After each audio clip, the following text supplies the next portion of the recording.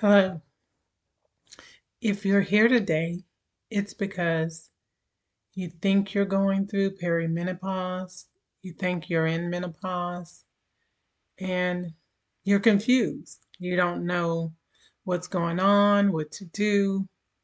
So, I'm here today to talk about the menopause blues and the clues. So, first, let me share a brief story. I did not know that I was in perimenopause. I was running back and forth to the hospital. It was one thing after the other. No one ever stopped and said she may be going through menopause or perimenopause. No one asked me about my vitamin D, about my symptoms. They ran EKGs. They gave me anxiety meds. No one ever mentioned it. It just so happened that I was watching something on television and it started talking about the symptoms of perimenopause and how a lot of doctors don't know the signs, haven't been educated on it. They only spend so many minutes in school even talking about menopause. So after listening to that, I began to advocate for myself.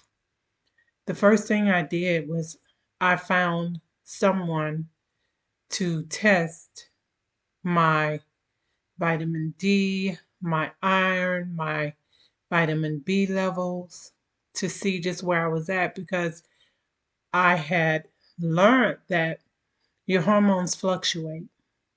So you can't always tell by your hormones because they change from day to day. And I found out that my vitamin D was critically low. The anxiety was a result of the low vitamin D. My iron was low, and they felt that all of that led to the anxiety. Still didn't mention perimenopause or menopause. So I went to visit another doctor, and they referred me to have some tests done. And the physician said, "You've been without estrogen for a long time. When's the last time you had a cycle?" First person asked me that. And I said I hadn't had one in maybe 4 months. They said, "That's your problem. You're in perimenopause." And I began to read, to educate myself, and to learn more. So, in the next video, I'm going to talk to you about what worked for me, how I went from laying in the bed all day, anxiety, just not being able to function, to be able to get myself back. So, I have some tips to share with you: relationships, weight gain, natural supplements. If you don't want to do HRT, I can only share what worked for me. And of course, you'll need to follow up with your doctor.